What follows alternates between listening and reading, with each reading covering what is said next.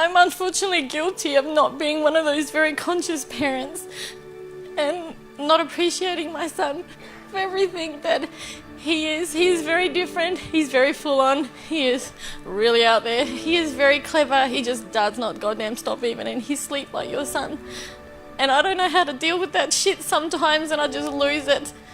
And we were talking last night about how we speak to our son. And I know I'm not a bad mum. I know that I only did what I knew then. Yeah. How old's your son? He's 8. Beautiful. Do you know the best thing about this scenario right now? What? Do you know when a child's brain becomes fully developed?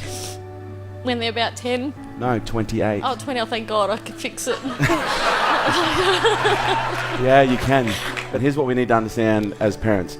Kids are loud, they're messy, they're all over the place, they're intense, and that's how kids are supposed to be. Kids aren't supposed to be well behaved. They're supposed to basically come into this world and flail their arms and find out where the boundaries are.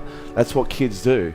And our job as parents is to allow them to find those boundaries safely. And sometimes it's hard because what kids do is they come into this world and they behave in ways that press our buttons because we see so much of ourselves, in those children. What our kids need more than anything else is they need to learn how to regulate.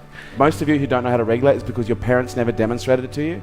Because when a child is having a meltdown, what do most parents typically say? Stop it. Just stop it. For God's sake, stop it. Go to your room. I'm sick of hearing you carrying on. Whereas what a child needs in those moments is a nice, calm parent in the midst of a shitstorm is just to get down on one knee and grab them and bring them in and just hold them and say, it's going to be okay. Just breathe.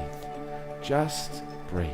A child can feel the quality of your presence. And if you're just being with a child, but you're not present with a child, they will literally behave in all sorts of abstract ways because all they want is to feel your presence. Because every time you get pissed off, they may not get the form of presence that they want, but they get the energy. They get the connection. It might be a fit of rage, it creates more pain, but there's a part of them that goes, finally, I'm connected. We need to understand when a child is upset, they just need to be shown how to regulate. And you've got another 20 years to work it out. And he'll push every button on the way, don't you worry. He goes, I'll keep pushing your mum. And I went, oh, fuck. Yeah? But that's their job. Their job is to make us strong, okay? Their job is to teach us. They're the greatest teachers you've ever had. Thank you. Thank you for sharing. 1, 2, 3. Honestly, this is my legacy. And there would be no greater gesture that you can do than to hand this down to the next generation. Show your kids how to regulate and demonstrate to them what calm looks like in the midst of a storm. But I do think parents need to understand the responsibility that is involved with bringing up a child. You've got to ask yourself the question, what kind of a world are we trying to create here?